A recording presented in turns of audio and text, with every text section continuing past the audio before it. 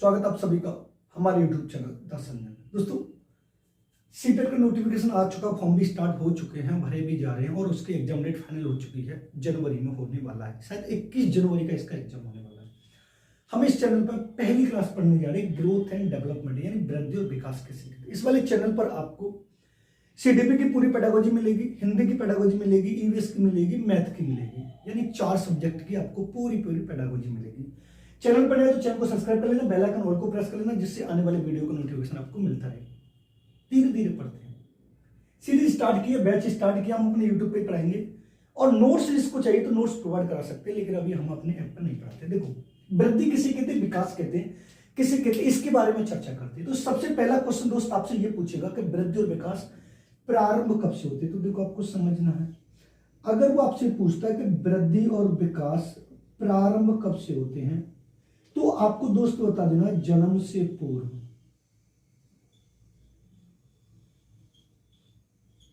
या इसका दूसरा नाम होता है दोस्त गर्भावस्था। यानी अगर वो आपसे पूछता है कि वृद्धि और विकास जो होता है वो प्रारंभ कब से होता है, तो आपको बताना जन्म से पूर्व या गर्भावस्था से प्रारंभ होता है। क्लियर होता है। अब उसके बाद बात आपसे ये करेगा, वृद्धि जो होती है वो गर्भावस्था से प्रारंभ होकर कहां तक चलती है, तो आपको बता देना दोस्त किशोरावस्था तक चलती है। कहां तक चलती है, तो आपको बता देना दोस्त किशोरावस्था तक चलती है। जबकि दोस्त जो विकास होता है वो कहां तक चलता है, तो आपको बता देना जीवन पर्यंत चलता है। कहां तक चलता है, जीवन पर्यंत चलता है। क्लियर बात है। दो तरीके से आपको समझना है। अगर वो आपसे ये पूछता है कि वृद्धि और जो विकास है वो प्रारंभ कहां से होता है दोस्त, तो आपको बता देना जन्म से पूर्व या गर्भावस्था से प्रारंभ होता है। अब जन्म से पूर्व गर्भावस्था से वृद्धि प्रारंभ होकर कहां तक चलती है, तो आपको बता देना दोस्त किशोरावस्था तक चलती है। जबकि जो विकास होता है वो कहां तक चलता है, तो दोस्त आपको बता देना जीवन पर्यंत चलता है। क्लियर तरीके से। अब उसके बाद जो दोस्त आपसे पूछा जाता है हर समय, आपको विकास बता देना वो मात्रात्मक, जो पेपर में हर बात आता है, और गुणात्मक दोनों होता है। जो पिछले सीटेट में भी पूछा गया कि विकास कैसी प्रक्रिया है, तो आपको बता देना मात्रात्मक और गुणात्मक प्रक्रिया है। जबकि दोस्त आपसे ये पूछेगा वृद्धि कैसी प्रक्रिया है, तो आपको बता देना मात्रात्मक है। कैसी है, मात्रात्मक है। एक और बात आती है कि जो वृद्धि होती है दोस्तों, उसमें संख्यात्मक विवरण प्रदान किया जाता है, और हमारी जितनी भी संख्या बनी वो कहां से कहां तक बनी है, तो आपको बता देना 0 से 9 के बीच में हमारी संख्या बनी है। और जो विकास होता है वो विशेषता और व्यवहार परिवर्तन की बात करता है, या व्यवहार परिवर्तन। समझना इसको। देखो, हमारी जो वृद्धि होती है वो हमेशा संख्यात्मक या मात्रात्मक विवरण प्रदान करती है। यानी अगर कोई सी भी संख्या आ जाती है जिसको हम माप सकते हैं, तो बात किसकी हो रही है, वृद्धि की हो रही है। लेकिन जहां पर हम उसकी अच्छाई और बुराइयों की बात करते हैं, देखो मान लीजिए गुणात्मक को मैं एक और रूप में मान लूं, तो ये आपको समझना, जहां पर हम उसकी अच्छाई या बुराई समझना, अगर ऐसे नहीं समझेंगे तो जहां पर हम उसके व्यवहार परिवर्तन और विशेषताओं की बात करते हैं वो हमारा क्या कहलाता है, तो आपको बता देना विकास कहलाता है। क्लियर है। और जहां पर किसी वस्तु किसी भी स्थान, किसी भी प्राणी या किसी कंडीशन को हम कोई सी भी संख्या दे देते हैं जो 0 से 9 के बीच में आती है, वो हमारी क्या कहलाती है, वृद्धि कहलाती है। क्लियर बात है, समझना। देखो, जो वृद्धि होती है दोस्त वो हमेशा आंतरिक और बाह्य दोनों होती है। आंतरिक प्लस बाह्य दोनों होती है। विकास जो होता है दोस्त वो हमेशा कैसा होता है, तो आपको बता देना आंतरिक होता है। कैसा होता है, आंतरिक होता है। क्लियर बात है। तीसरी बात ये आती है कि जो वृद्धि होती है इसका जो क्षेत्र होता है, समझना इसको, इसका जो क्षेत्र होता है या तो वो आपसे कहेगा सीमित होता है, या आपसे कहेगा संकुचित होता है। कैसा होता है, संकुचित होता है। और ये दोनों के दोनों जो होते हैं इनका जो अर्थ होता है मतलब होता है छोटा। कैसा अर्थ होता है? यानी अगर वो आपसे ये पूछता है कि वृद्धि का जो क्षेत्र है वो कैसा है, तो आपको बता देना सीमित है या संकुचित है। क्लियर बात है? अब इन दोनों का शब्द का अर्थ होता है छोटा होना। जबकि जो विकास का जो क्षेत्र होता है, समझना, विकास का जो क्षेत्र होता है वो कैसा होता है, तो आपको दो तरीके से बता देना। या तो आपको बता देना असीमित, या तो आपको बता देना असीमित, या आपको बता देना व्यापक। ये आपको क्या बताना है? व्यापक। यानी अब इन दोनों का जो होता है वो आपको क्या बताना है, तो आपको बता देना बड़ा होता है। क्योंकि विकास जीवन के प्रत्येक पहलू पर होता है। हमारी अच्छाई, हमारी बुराई, हमारा बात करने का तरीका, ये सारा का सारा हमारा विकास के अंतर्गत आता है। एक और बात, जो वृद्धि होती है ये आपसे पूछेगा किससे संबंधित होती है, तो आपको बता देना शारीरिक पक्ष से। किससे संबंधित होती है? शारीरिक पक्ष से संबंधित होती है। जबकि जो विकास होता है, विकास जो होता है वो आपको तीन तत्वों से संबंधित होगा। एक होगा आपका मानसिक समझना, एक होगा संवेगात्मक, और एक होगा आपका सामाजिक। कौन सा होगा? एक होगा सामाजिक। यानी हमारा जो विकास होता है उसके चार, वो तीन पक्ष होते हैं। मानसिक होता है, सामाजिक होता है, संवेगात्मक। यानी हम अपनी बुद्धि को माप नहीं सकते। जहां पर जिसको माप सकते, मैंने आपको बताया मात्रात्मक, जहां पर हम इसको माप सकते हैं वो हमारी वृद्धि कहलाती है। जिसको हम अच्छाई, बुराई या मॉडिफाई बोलते हैं वो हमारा क्या कहलाता है? विकास कहलाता है। अब यहां पर आपको समझना कैसे, देखो मैं आपको समझा दे रहा हूं जैसे करके, आपके दोनों कॉन्सेप्ट क्लियर हो जाएंगे और आपका अच्छे से समझ में भी आ जाए। मान लीजिए एक एग्जांपल मैंने आपको बताया, श्याम का IQ 110 है, वह सामान्य बुद्धि का है या सामान्य बालक है। ऐसा कॉन्सेप्ट आपसे पूछेगा। अब इसमें वो ये पूछेगा कि इसमें वृद्धि और विकास बताइए। समझना इसको। जहां पर मैंने आपको ये वाली बात बताई थी कि संख्या की बात होगी, जहां पर संख्या की बात होगी तो आपको क्या बताना है, तो आपको बताना ग्रोथ होगी। यानी 0 से 9 के बीच में तो हमारी संख्या बनी है 110 जो आ रही है, 0 से 9 के बीच में, यानी 0 से 9 के बीच में जो संख्या आती है उनसे मिलकर ही तो बनी है। तो जहां पर संख्या शब्द आ रहा है तो वो बात किसकी हो रही? ग्रोथ की हो रही है। और जो सामान्य बालक की बात हो रही है, समझना, जहां पर सामान्य बालक की बात हो रही है तो ये उसकी विशेषता की बात कर रहा है, उसकी गुण की बात कर रहा है। तो ये हमारा क्या कहलाएगा? विकास कहलाएगा।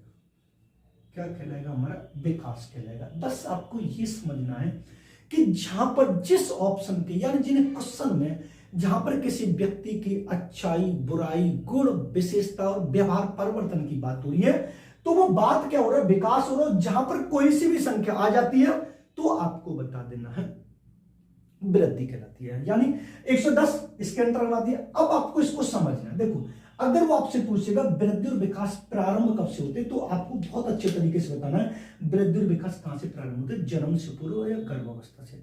दो तरीके समझना, यानी जन्म से गर्भावस्था से, ठीक है। अब जो वृद्धि गर्भावस्था से प्रारंभ होकर कहां तक चलती है? किशोरावस्था तक चलती है। जबकि विकास जो होता है वो कहां तक चलता है? जीवन पर्यंत चलता है।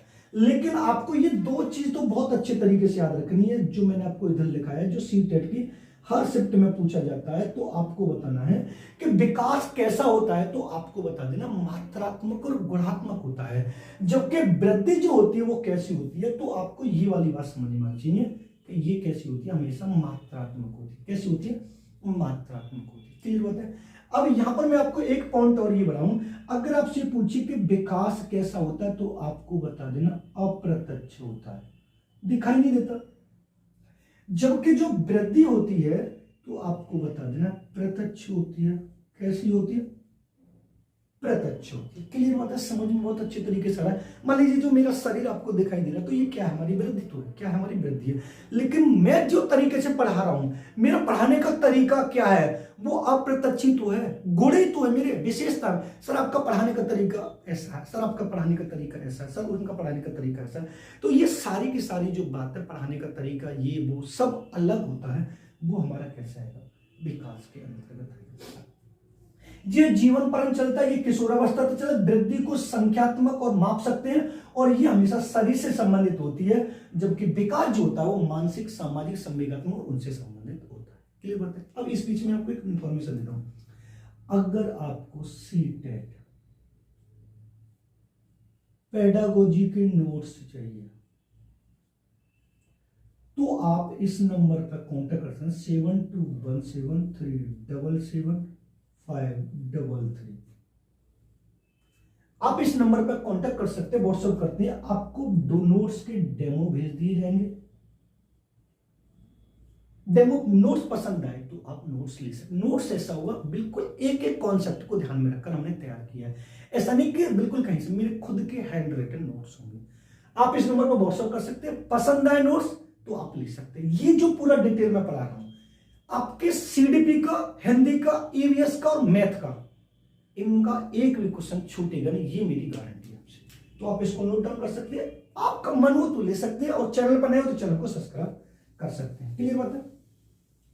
अब यहां पर हम बात करते हैं समझना। अब ये पूरा कॉन्सेप्ट क्लियर हो गया, लेकिन यहां पर एक बात आपको बहुत अच्छे से समझना आनी चाहिए। देखो, नोट डाल के हम बात करेंगे, समझना। पहला पॉइंट हमारा ये रहेगा, वृद्धि के लिए विकास की आवश्यकता है।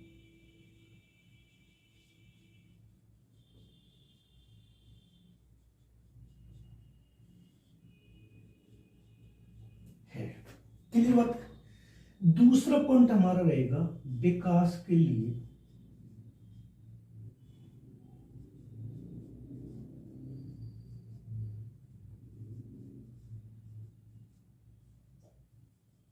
वृद्धि की आवश्यकता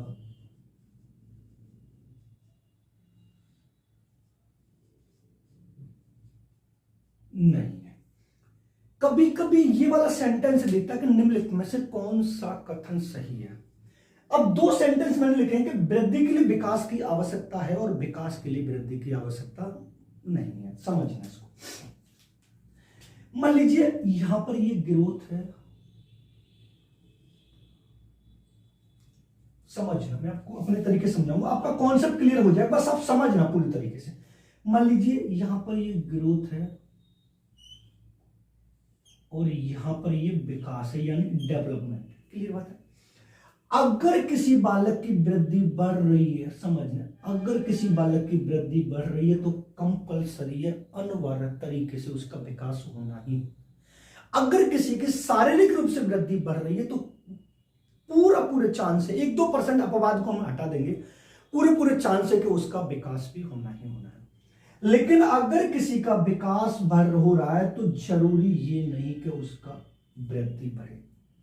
अगर किसी का विकास हो रहा है तो जरूरी नहीं उसकी हाइट भी बढ़े। छोटी हाइट वाले व्यक्ति भी टैलेंटेड होते हैं, लेकिन जिसकी वृद्धि बढ़ रही है, हाइट बढ़ रही है, शरीर बढ़ रहा है, तो उसका विकास होना कंपलसरी। वो 1-2% अपवाद में रह जाते हैं कि सर हमने देखा है कि बहुत से लोगों की ग्रोथ हो जाती है लेकिन उनमें बिल्कुल मेंटल पागल होती है, तो वो 1-2% में अपवाद होती है। लेकिन ये दो कथन आपको बहुत अच्छे तरीके से याद रखने हैं कि वृद्धि के लिए विकास की आवश्यकता है, जी हां, लेकिन विकास के लिए वृद्धि की आवश्यकता नहीं है। ये वाली बात आपको बहुत अच्छे तरीके से याद रखनी है। देखो, अब उसके बाद आते हैं वृद्धि और विकास के पक्ष। वृद्धि और विकास के पक्ष या आयाम समझना या पहलू।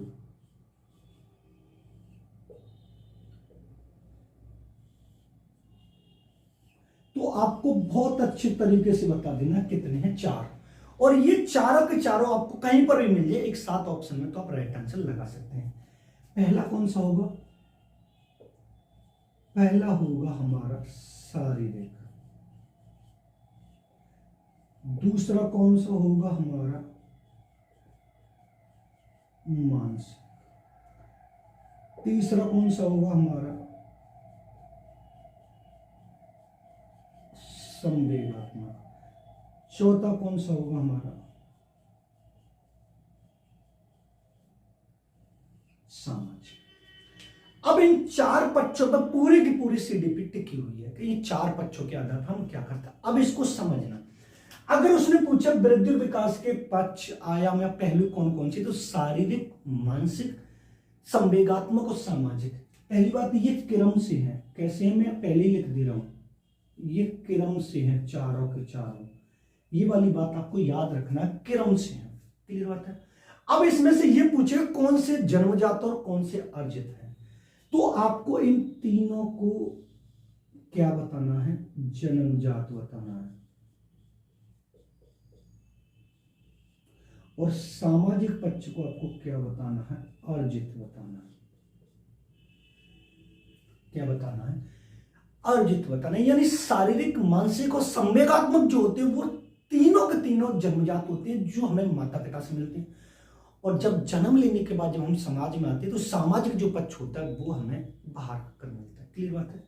अब दूसरे तरीके से समझें, अगर आपसे ये पूछे कि ये तीनों के जो तीनों पक्ष हैं ये किससे संबंधित है, तो आपको बता देना ये तीनों के, समझे, थोड़ा ये गड़बड़ हो गया, अभी रुके।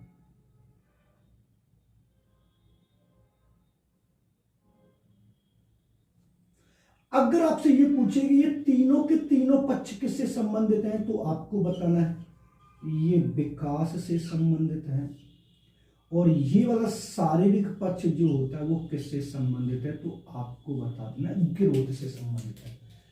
अगर इन तीनों की बात करेगा तो आपको बता देना ये तीन कैसे हैं, जन्मजात हैं। यानी शारीरिक, मानसिक और संवेगात्मक जन्मजात हैं और सामाजिक अर्जित है। लेकिन मानसिक, संवेगात्मक और सामाजिक ये किससे संबंधित है, ये विकास से संबंधित है। जबकि शारीरिक किससे संबंधित है, किससे संबंधित है, वृद्धि से संबंधित है। क्लियर बात है।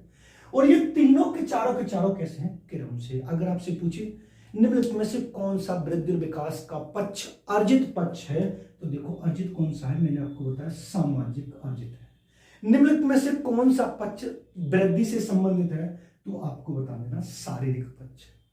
निम्नलिखित में से कौन से पक्ष जन्म जाते हैं, शारीरिक, मानसिक और संवेगात्मक। निम्नलिखित में से कौन से पक्ष विकास से संबंधित है, मानसिक, संवेगात्मक और सामाजिक।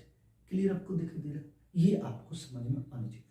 अब उसके बाद आपसे क्वेश्चन दूसरा वो ये करेगा, वृद्धि और विकास के तत्व कौन कौन से हैं, वृद्धि और विकास के तत्व कितने हैं, तो आपको बहुत अच्छे तरीके से बता देना है। इसके जो तत्व हैं वो दो हैं। कितने हैं, दो तत्व। बहुत से यूट्यूबर पे ये बताते हैं कि इसमें सबसे ज्यादा बड़ा हाथ इसका होता है, सबसे बड़ा हाथ इसका होता है। मैं अपने तरीके से बताता हूं। सबसे पहले आपको बता देना है वंशानुक्रम,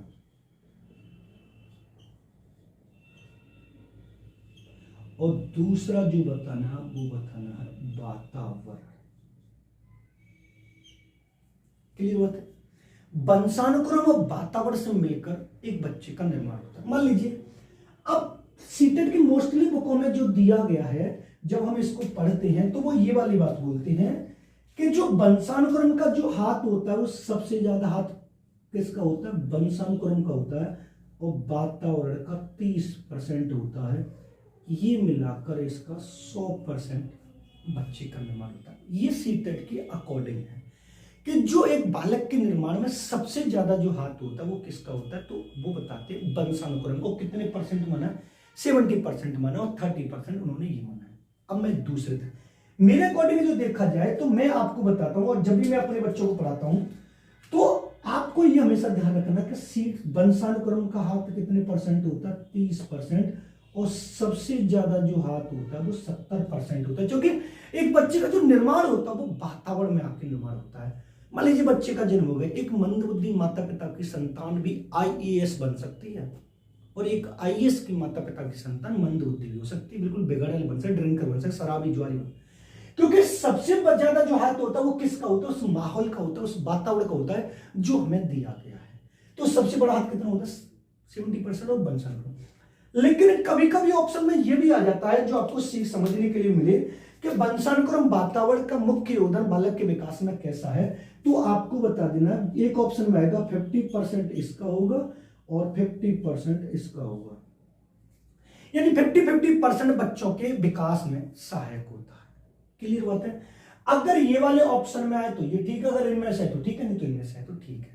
ये सीटेड ज्यादा मोस्टली मानता है, ये इन दोनों को सीटेड मानता है और इन दोनों को मैं मानता हूं, और मेरे अकॉर्डिंग ठीक भी है, क्योंकि एक बालक के विकास में सबसे ज्यादा जो हाथ होता है वो किसका होता है, वातावरण का होता है। किसका विकास होता है, वातावरण का होता है। अब सीटेड एक क्वेश्चन और आपसे पूछता है जो आपको समझना भी चाहिए कि बाल विकास क्या होता है, समझना चाहिए।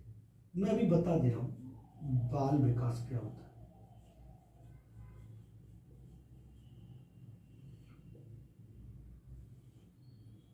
ये क्वेश्चन पहले नहीं आता था, लेकिन अब पूछ रहा है कि बाल विकास किसे कहते हैं, बाल विकास किसे कहते हैं। तो आपके दिमाग में सिर्फ एक ही पॉइंट आना चाहिए कि गर्भावस्था से लेकर किशोरावस्था तक का